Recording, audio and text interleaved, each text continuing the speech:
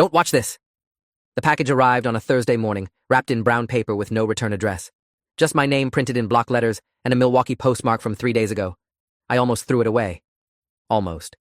My mail usually consisted of bills and grocery store flyers, nothing that required actual packaging. I turned it over twice before cutting through the tape. Inside was a USB drive taped to an index card. The card had one sentence written in blue ink. Your son didn't die the way they told you. My hands went numb. My son. Ethan. Dead for 8 months. Overdose, they said. Fentanyl-laced heroin found in his dorm room at the university. 20 years old. Gone. The funeral had been closed casket because of how they'd found him. I'd spent every day since trying to forget those details. I plugged the USB into my laptop with shaking hands. One folder appeared. Inside were 6 video files, each labeled with a date. The first date was 3 days before Ethan died. I double-clicked. The video opened with shaky footage of a lecture hall, students filing in, backpacks dropping, laptops opening. The camera focused on a man at the front adjusting a microphone. Professor Leonard Vaughn. I recognized him from the memorial service. He'd given a speech about Ethan's potential, how bright his future had been. The lecture started. Vaughn discussed criminal psychology, case studies of manipulation and control, standard stuff. Then, around the 15-minute mark, Vaughn's eyes locked onto someone in the front row. The camera zoomed. Ethan. My son sat there taking notes, completely unaware. Vaughn smiled. Not a normal smile. Something predatory. He continued teaching, but kept glancing at Ethan every few minutes. The video ended after an hour. I opened the second file. Same lecture hall, different day. This time the camera followed Ethan after class. He packed up slowly, clearly waiting for other students to leave. Vaughn approached him. They talked. I couldn't hear what they were saying, but Ethan looked uncomfortable. He kept glancing at the door. Vaughn put his hand on Ethan's shoulder. Friendly. Too friendly. The gesture lasted too long. Ethan finally nodded and left. Vaughn watched him go with that same smile. The third video showed Ethan entering an office. Vaughn's office, based on the nameplate visible in the frame. The camera angle suggested someone had hidden it on a bookshelf. Ethan sat down. Vaughn closed the door, locked it. That detail made my stomach turn. For the next 40 minutes, I watched Vaughn systematically break down my son's boundaries. Questions about his family, his relationships, his insecurities. Every time Ethan tried to deflect, Vaughn pushed harder. Personal questions disguised as academic interest. Your father works in construction? Vaughn asked. Blue-collar background. That must make university challenging. Do you feel out of place here? Like you don't belong? Ethan's face confirmed it. That was exactly how he felt. Vaughn leaned forward. I can help with that. I mentor students from disadvantaged backgrounds, private sessions, one-on-one guidance. Would you be interested? Ethan hesitated, then agreed. The video ended. File 4. Another office session. This time Vaughn offered Ethan a drink. Whiskey. To celebrate your midterm score, he said. Ethan declined at first, but Vaughn insisted. Just one. You've earned it. Ethan took the glass. They toasted. Drank. Vaughn refilled Ethan's glass twice more during the session. By the end, my son was clearly intoxicated. His words slurred, his movements uncoordinated. Vaughn helped him to the couch. Rest here until you feel better, he said. The camera kept rolling. Vaughn sat in his chair watching Ethan for 10 minutes before the video cut out. I had to stop. Walk away. Process what I was seeing. Some professor had been grooming my son, recording it. But why send this to me now? And who recorded it? I made coffee I wouldn't drink and stared at my laptop screen. 2 files left. I needed to finish. File 5 started differently. No lecture hall, no office. This was Vaughn's home. I could see personal photos on the walls, family pictures, a wife, 2 kids. The camera showed Ethan on a couch, conscious but barely responsive. His eyes were open but unfocused, drugged. Vaughn sat beside him holding a syringe. This won't hurt, he said. Just a small dose. You'll feel amazing. He injected something into Ethan's arm. My son didn't resist. Couldn't resist. Vaughn waited, watching. Ethan's expression changed. Fear became euphoria. Vaughn nodded, satisfied. Good. Now we're going to have some fun. I closed the laptop. Couldn't watch more. Not yet. My son. My boy. Someone had done this to him. Documented it. The police had ruled it an accidental overdose. Case closed. No investigation. Just another college kid who made bad choices. But this wasn't choices. This was systematic abuse. I opened my phone and called Detective Ray Kowalski. He'd handled Ethan's case. Nice enough guy. Apologetic. Said he'd seen too many cases like this. Young people experimenting, not knowing the dangers. I need you to reopen my son's case, I said. I have evidence. Video evidence. Kowalski sighed. Mr. Brenner, I understand you're still grieving, but this isn't grief talking. Someone was drugging my son. On camera. I have proof. Silence. Then, what kind of proof? Videos. 6 of them. Showing a professor manipulating Ethan, giving him drugs. Another pause. Professor Vaughn? My blood went cold. You know about him? Bring the evidence to the station. Don't watch the last video until I've seen everything. Can you do that? Why? Just trust me. Bring it now. I drove to the police station with the USB drive clutched in my hand. Kowalski met me in a conference room, looking grim. He plugged the drive into a computer and started watching. His expression didn't change, but his jaw tightened with each video. When File 5 ended, he stopped. Where did you get this? Someone mailed it to me. No return address. Did you watch File 6? Not yet. You told me not to. He nodded slowly. Good. Because that video shows your son's murder. And the person who recorded it is the same person who killed him. The room spun. Murder. Ethan was murdered. Kowalski continued. Professor Vaughn has been under investigation for 3 months. We suspected he was involved in several student deaths over the past 5 years. Always ruled as overdoses. Always with fentanyl. But we couldn't prove connection until now. Why didn't you tell me this before? Because we had no evidence. Vaughn's careful. He's tenured. Connected. Every time we got close, he'd lawyer up and shut us down. But these videos change everything. Who recorded them? I don't know yet. But whoever did was close to Vaughn. Had access to his office, his home. Someone he trusted. Kowalski opened File 6. I forced myself to watch. The video showed Vaughn's living room. Ethan was unconscious on the couch. Vaughn stood over him with a syringe. But this time, someone else was there. A woman. Mid-30s. Dark hair. She held the camera steady while Vaughn prepared the injection. Are you sure about this? She asked. Her voice. I knew that voice. It has to be done, Vaughn replied. He knows too much. Saw too much. If he talks, we're both finished. He trusted you. That's why this works. No one will question an overdose. Another tragic statistic. Vaughn injected Ethan with a massive dose.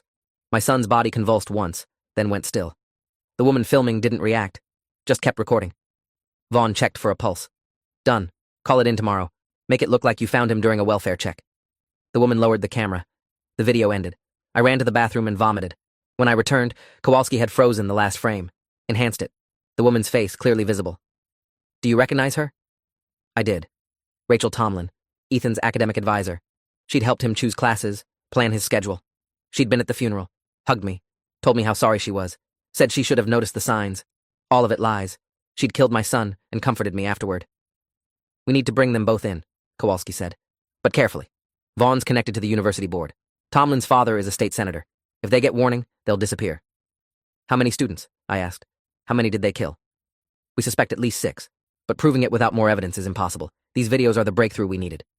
Why send them to me? Why now? Kowalski stared at the screen. Someone with access wanted them caught. Someone who knew what they were doing and documented everything. The question is, why wait 8 months? My phone buzzed. Unknown number. Text message. Check your email. Folder labeled The Others. More evidence. They need to pay. I showed Kowalski. He immediately called his tech team. Trace this number. Now. But we both knew it wouldn't work. Whoever sent those videos was careful. Deliberate. I opened my email on my phone. The folder was there. Inside were medical records, autopsy reports, police files, 6 students, all ruled overdoses. All had Vaughn as their professor. All had Tomlin as their advisor. The pattern was obvious. How had no one noticed? They covered for each other, Kowalski explained. Vaughn would identify vulnerable students. Tomlin would arrange private meetings, create opportunities. Vaughn would groom them, introduce drugs. If someone got suspicious or threatened to talk, they'd eliminate them, stage it as an accident. Why? Some people don't need reasons beyond power and control. Vaughn's a psychologist. He studied manipulation his entire career. Tomlin enables him. They've been doing this for at least 8 years. Another text. Vaughn's at his office. Tomlin's meeting him there in 20 minutes. If you want justice, move now. Kowalski grabbed his radio. All units converge on Riverside University Psychology Building. Suspects Leonard Vaughn and Rachel Tomlin. Approach with caution. He looked at me. Stay here. Let us handle this. No, I'm coming. Mr. Brenner. That's my son they murdered. I'm coming. He didn't argue. The drive took 15 minutes. 4 police cars surrounded the psychology building. Officers positioned at every exit. Kowalski led me through the main entrance. Students scattered, phones out, filming everything. We took the stairs to the 3rd floor. Vaughn's office. The door was ajar. Voices inside. Kowalski drew his weapon, signaled the other officers. They moved in fast. Vaughn sat at his desk. Tomlin stood by the window. Both looked up as police entered. Vaughn's face went pale. What's the meaning of this? Leonard Vaughn, Rachel Tomlin, you're under arrest for the murder of Ethan Brenner and 5 other students. Tomlin bolted for the window. An officer grabbed her. She fought, screamed. We didn't kill anyone. They were accidents. All of them. Vaughn stood slowly, calculated. I want my lawyer. You'll get one, Kowalski said. Right after we read you your rights. They were cuffed, led out. Students lined the hallway, filming on their phones. By the time we reached the parking lot, news vans had arrived, reporters shouting questions. Vaughn kept his head down. Tomlin kept screaming about her father, about lawsuits, about how we'd regret this. I watched them loaded into separate cars and felt nothing. No relief, no satisfaction. Just emptiness. Kowalski approached. The videos will hold up in court. We've got them. What about the person who recorded everything? We'll find them. But honestly, Mr. Brenner, whoever it is did us a favor. Without those videos, Vaughn and Tomlin would have kept killing. They already did. 6 times. He nodded. I'm sorry for what happened to Ethan, for not catching them sooner. I didn't respond. Sorry didn't bring my son back. The arrest made national news within hours. University professor and academic advisor charged with multiple murders. Social media exploded. Students came forward with stories of uncomfortable interactions with Vaughn, near misses, red flags ignored. The university released a statement expressing shock and pledging full cooperation with the investigation. But I knew better. They'd ignored complaints for years, prioritized reputation over safety. Now they'd pay for that choice. My phone rang constantly. Reporters wanting interviews, lawyers offering representation for civil suits, other parents whose children had died asking if their cases might be connected. I ignored most of it. Couldn't process the attention while still reeling from the videos, from watching my son's murder, from knowing someone had documented it all and waited 8 months to act. Kowalski called that evening. We searched Vaughn's home and office, found journals, detailed records of every student he targeted over the past decade. Ethan wasn't the 6th victim, he was the 14th. My stomach dropped. 14 students, 14 families destroyed. Why weren't the others investigated? Different jurisdictions, different circumstances. Some at other universities before Vaughn came here. He's been doing this his entire career, 30 years, moving when things got risky, always covering his tracks. And Tomlin? She's been with him for 12 years. They met at a conference. She was a graduate student. He groomed her too, turned her into an accomplice. They're both sociopaths, Mr. Brenner, true predators. But we've got them now. They won't hurt anyone else. What about the person who recorded everything? Still working on that. The package was mailed from a location with no security cameras, paid cash. No witnesses remember who dropped it off. Whoever they are, they're good at staying invisible. Another text arrived. Meet me tomorrow, 10 a.m., Riverside Park, South Bench. Come alone. I'll explain everything. I showed Kowalski. It's a trap, he said immediately. Or it's the person who sent the videos, the only one who can explain why they waited. We'll be watching. Plainclothes officers everywhere. You won't be alone even if it looks like you are. What if they see the police and run? Then we'll never know who they are. But your safety matters more than answers. I couldn't sleep that night. Kept thinking about those videos. About someone watching Ethan die and doing nothing to stop it. About 8 months of silence while I grieved. What kind of person does that? What possible justification exists? By morning, rage had replaced shock. I needed answers. Needed to understand. Riverside Park was busy at 10 a.m. Joggers, dog walkers, parents with strollers. I sat on the south bench and waited. Kowalski had pointed out 3 plainclothes officers positioned nearby. I couldn't spot them. Good. 10 minutes passed. 20. I was about to leave when someone sat down, beside me. A woman. Late 20s. Red hair, green eyes. She wore sunglasses and a baseball cap pulled low. Mr. Brenner, she said quietly. Thank you for coming. Who are you? Someone who spent 3 years making sure Vaughn and Tomlin would pay for what they did. Someone who recorded every moment, documented every crime, and waited for the right time to destroy them. You watched my son die? My voice shook. I did, and it's something I'll carry forever. But I had no choice. You could have stopped it, could have warned him, could have called police. And they would have destroyed the evidence, gotten away with it, killed more students. I needed ironclad proof, needed them to feel safe, to confess on camera. That took time. She handed me a folder. Inside were documents, photographs, financial records. Vaughn and Tomlin aren't the only ones responsible. The university knew. Administrators received complaints going back 15 years. They buried them, paid settlements, forced victims to sign NDAs, all to protect their reputation and Vaughn's research grants. He brought in millions. They didn't care how many students died as long as the money kept flowing. I flipped through the documents. Names I recognized. University president, dean of students, legal counsel, all documented covering up complaints, intimidating victims, destroying evidence. How did you get this? I worked at the university, not as faculty, as staff, invisible, someone no one paid attention to. I had access to everything, databases, files, offices.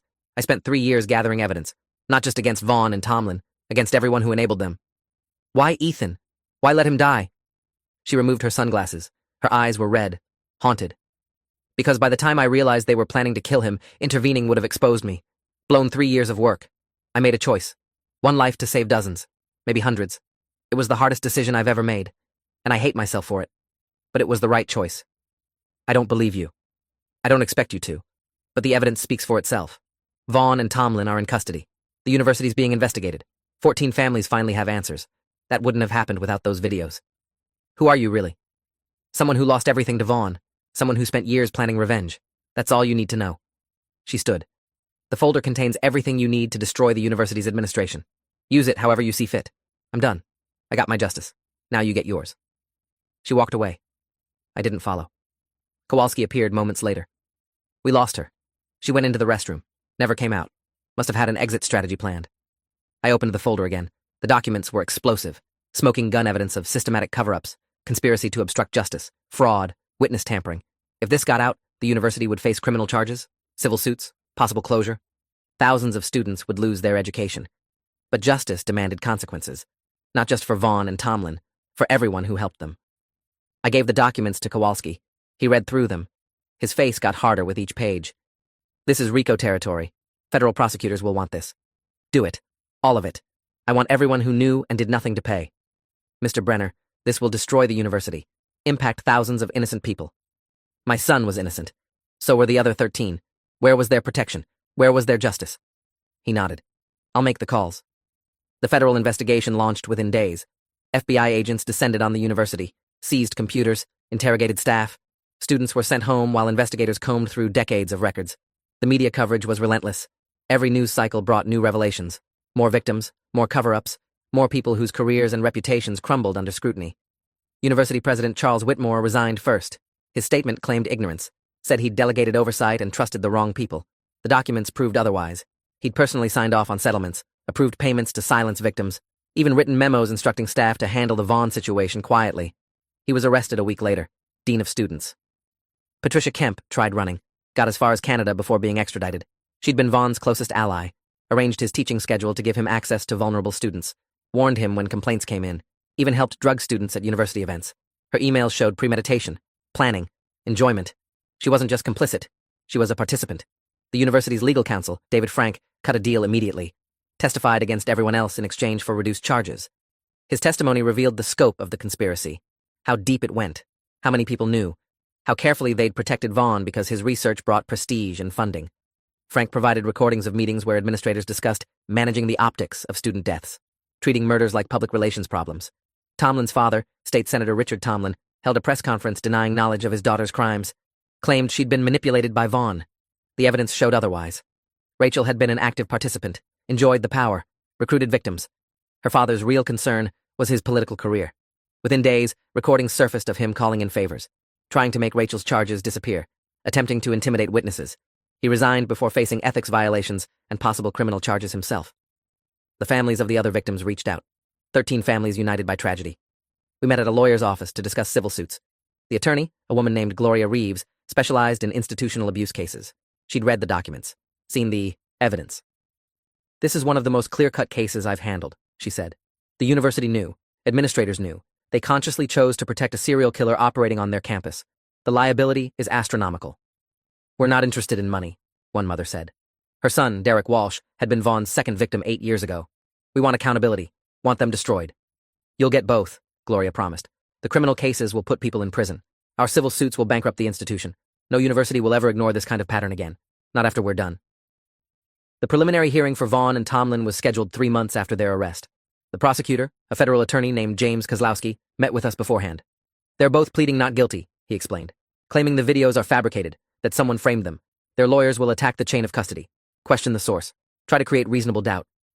But you have confessions on video, I said, them discussing murders, planning them. And we'll use every second of that footage. But defense attorneys earn their money by creating doubt. We need to be prepared for a fight. The hearing itself was chaos. Media everywhere. Protesters outside holding signs. Some supporting Vaughn, claiming he was being scapegoated. Others demanding justice. Campus closed for security. The courtroom packed with victims' families, students, university staff. Vaughn entered first. Orange jumpsuit, shackles. He looked smaller, older. Nothing like the confident professor from the videos. Tomlin came next. She'd lost weight. Dark circles under her eyes. Both sat at the defense table refusing to look at anyone. The prosecutor played portions of the videos. The judge watched in silence. Vaughn's lawyer objected repeatedly, claimed the videos were prejudicial, inadmissible, should be excluded. The judge denied every objection. The jury will see these videos, she said firmly. They're central to the prosecution's case. Defense can challenge authenticity during trial, but for purposes of this hearing, they establish probable cause for the charges. Vaughn's composure finally cracked. He started crying, claiming he'd been set up, that someone doctored the videos to destroy him. The judge ordered him removed when he wouldn't stop. Tomlin's lawyer tried a different approach, argued she'd been Vaughn's victim too, manipulated and controlled. The prosecutor countered with evidence showing Rachel's active participation. Emails where she suggested targets, text messages coordinating meetings, bank records showing she'd profited from Vaughn's research grants. This wasn't manipulation, Kozlowski said. This was partnership. Rachel Tomlin is just as responsible for these murders as Leonard Vaughn. The judge agreed. Both were held without bail pending trial. Walking out of the courthouse, a reporter shoved a microphone in my face. Mr. Brenner, how does it feel seeing your son's killer in custody? It doesn't feel like anything, I said honestly. My son's still dead. Justice won't bring him back, but maybe it'll prevent other families from going through this. Do you blame the university? I blame everyone who knew and did nothing. Everyone who prioritized reputation over safety. Everyone who treated murdered students like inconvenient statistics. They're all responsible. The interview went viral. Other families gave similar statements. Public opinion turned completely against the university. Enrollment plummeted. Donors withdrew funding. Faculty resigned. The Board of Trustees voted to close the school pending the outcome of criminal and civil proceedings. Thousands of students scrambled to transfer, their educations disrupted by an institution's failure to protect them. I received another package a week later. Same brown paper, same block letters, different postmark. Seattle this time. Inside was a thumb drive and a note. The university had insurance, policies specifically covering criminal acts by employees. They'll claim bankruptcy to avoid paying victims. Don't let them. The policy documents are on this drive. Expose them. I gave everything to Gloria. She read through the documents, smiled grimly. They took out a $50 million policy covering exactly this scenario. Paid premiums for 12 years. They knew Vaughn was a liability and insured against it rather than stopping him. The revelation made headlines. Proof the university had anticipated Vaughn's crimes, had financially prepared for victims rather than preventing them. Public outrage reached new levels. Federal prosecutors added fraud charges, conspiracy, racketeering. The university president and 3 administrators were indicted alongside Vaughn and Tomlin. A conspiracy spanning years. Dozens of people involved, all to protect one serial killer. Vaughn's trial began 6 months after his arrest. The prosecution called witnesses for 3 weeks. Students who'd been groomed but escaped. Staff who'd reported concerns and been silenced. Expert witnesses explaining manipulation tactics. Each testimony built the case, showed the pattern, demonstrated premeditation. The defense tried attacking credibility, suggesting false memories, claiming conspiracy. Nothing worked. The evidence was overwhelming. When the videos played in court, the jury watched in horror. Several members cried. One had to be excused after becoming physically ill. The defense objected again, moved for mistrial, argued the videos were too prejudicial. The judge denied it. This is what the defendant did, she said. The jury needs to see the truth, no matter how disturbing. Vaughn sat motionless throughout. No reaction, no emotion, like watching footage of someone else's crimes. Rachel Tomlin testified against him in exchange for a reduced sentence. Her attorney had negotiated a deal, life with possibility of parole after 35 years instead of life without. She took the stand and told everything. How Vaughn recruited her, trained her, made her complicit. He told me we were helping students, she claimed, that introducing them to drugs was therapeutic. I believed him. The prosecutor destroyed her testimony on cross-examination, showed emails where Rachel discussed getting rid of problematic students, text messages joking about overdoses. She wasn't a victim. She was a willing participant who'd turned on her partner to save herself. The jury deliberated for 6 hours, came back with guilty verdicts on all counts. 14 counts of first-degree murder, conspiracy, drug trafficking. The judge scheduled sentencing for 2 weeks later. Vaughn was led out in shackles. His wife sat in the gallery crying. She'd testified she knew nothing, had no idea what her husband was doing, but investigators found journals in their home, his detailed accounts of each murder. She'd lived with that evidence for years, known and said nothing. She'd faced charges too. Sentencing day came. The judge allowed victim impact statements. 13 families spoke. Mothers, fathers, siblings, each describing what they'd lost, the futures stolen, the pain of grief. Some spoke directly to Vaughn, asking why, demanding answers. He stared straight ahead, gave them nothing. When my turn came, I stood at the podium and looked at him. You destroyed my son because you could, I said. Because you enjoyed power. Because institutions protected you. Because people like Rachel enabled you. Ethan trusted you, believed you cared, and you murdered him for that trust. I hope every day in prison reminds you of what you are. A predator, a coward, a monster who deserves every second of suffering coming to you. The judge sentenced him to 14 consecutive life terms without possibility of parole. You will die in prison, Mr. Vaughn, she said. You will never breathe free air again, never hurt another student, never experience anything beyond the walls that will contain you for the rest of your natural life. Take him away. He was removed. I felt nothing, No satisfaction, no closure, just emptiness. Rachel's sentencing was separate. She'd gotten her deal. Life with parole possibility after 35 years. She'd be 70 before eligible. Might never get out. Probably wouldn't survive prison. Inmates don't tolerate people who hurt children, and college students weren't that different. She looked at me before being led away, mouthed, "I'm sorry." I turned away. Her apology meant nothing. The university administrators faced their own trials over the following year. President Whitmore got 20 years for conspiracy and obstruction. Dean Kemp got 30 for her active participation. Legal counsel Frank got 10 for his cooperation. 7 others received sentences ranging from 5 to 15 years. The institution itself was dissolved, assets liquidated to pay victim settlements. The campus purchased by another university that promised complete restructuring of oversight and safety systems. The civil suits resulted in a combined settlement of $300 million.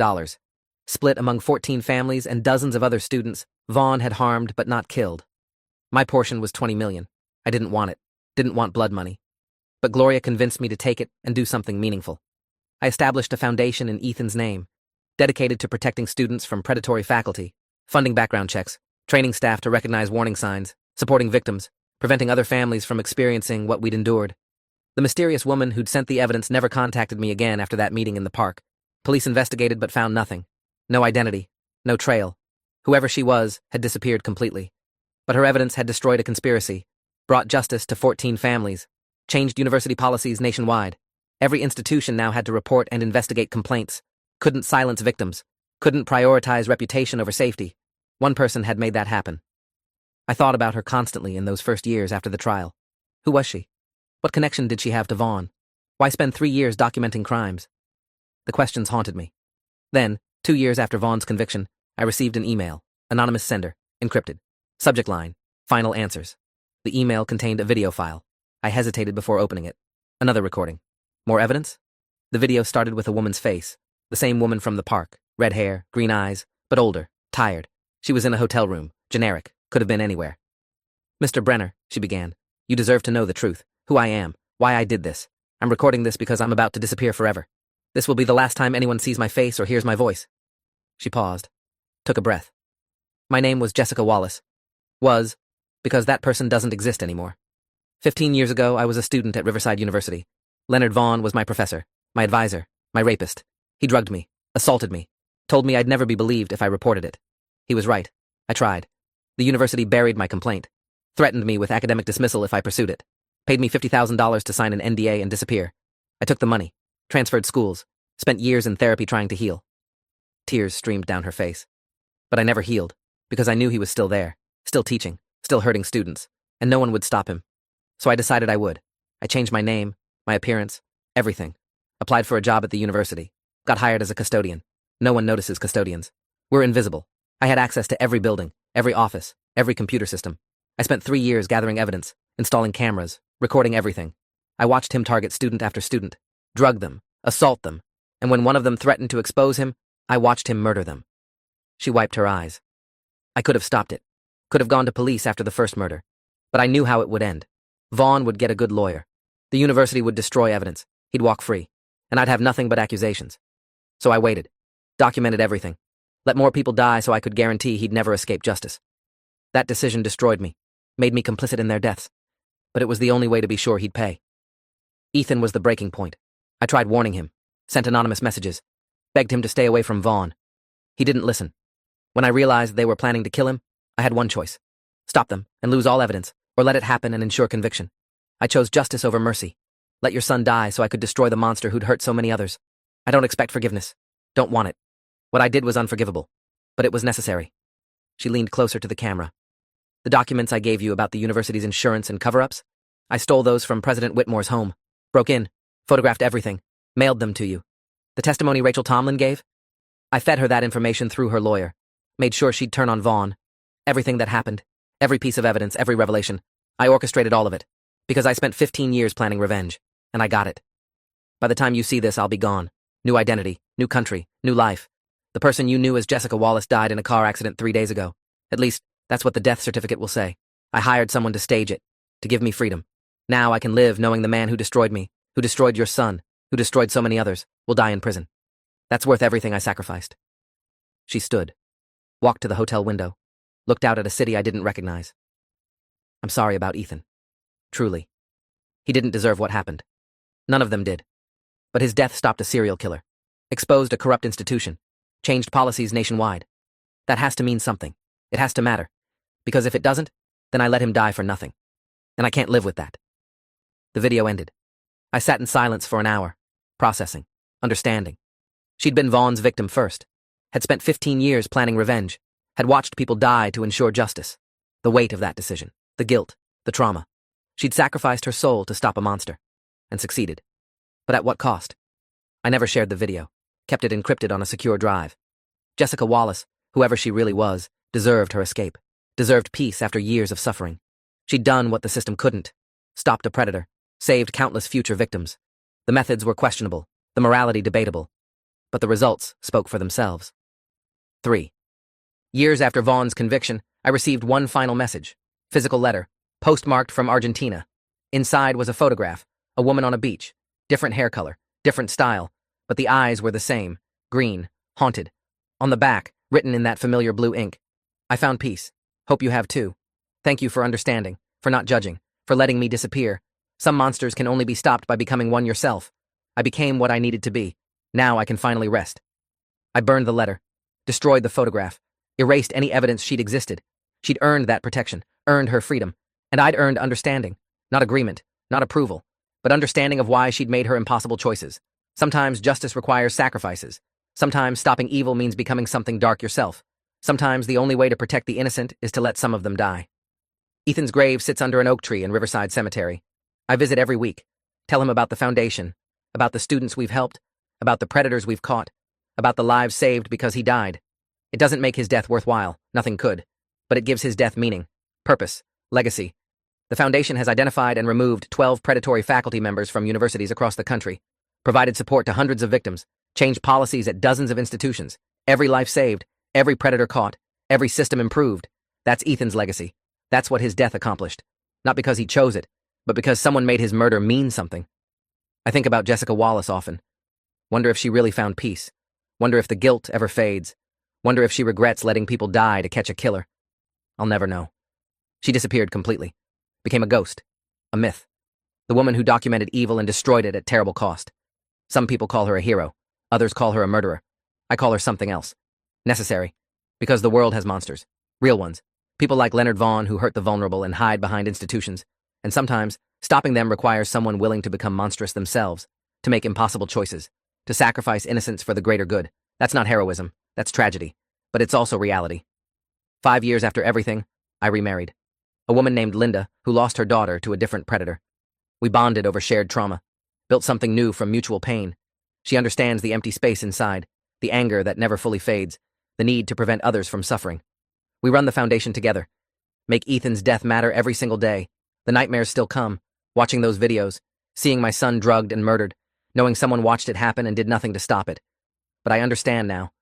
Understand the impossible mathematics of sacrifice. One life to save many, to save. Evil stopped at terrible cost. Jessica Wallace made that choice, lived with that weight, and I have to respect it even if I can't fully accept it. Sometimes late at night, I imagine her on that beach in Argentina. Red hair turned blonde, green eyes hidden behind sunglasses, living a quiet life, far from the monsters she destroyed. I hope she found what she was looking for. Hope the guilt doesn't consume her. Hope she knows that 14 families got justice because of her. That countless future victims were saved because she documented evil and waited for the right moment to destroy it. That's not forgiveness. I can't forgive letting my son die. But it's understanding. Recognition that stopping Vaughn required sacrifice, required someone willing to become invisible, to watch horrors, to make brutal choices. Jessica Wallace was that person.